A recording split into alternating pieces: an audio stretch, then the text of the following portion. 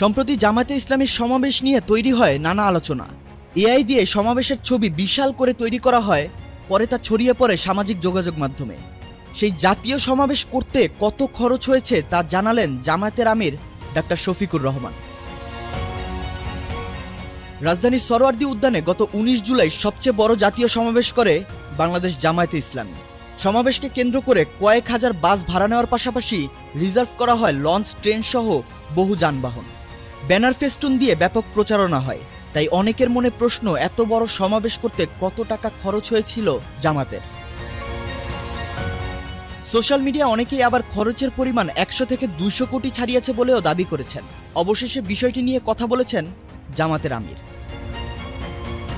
সম্প্রতি জামাতের রোকন সম্মেলনের একটি ভিডিওতে ডাক্তার শফিকুর রহমান বলেন, ঢাকায় এত বড় একটা সমাবেশ হয়ে গেল, আমরা কি কাউকে চাঁদা তুলতে বলেছি? বলিনি। আমরা নিজেরাও কারো কাছে চাঁদা চাইনি।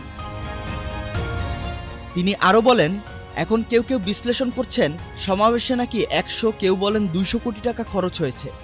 আপনারা শুনবেন কত খরচ হয়েছে? অবশ্যই রোকন হিসেবে আপনাদের জানার অধিকার রয়েছে।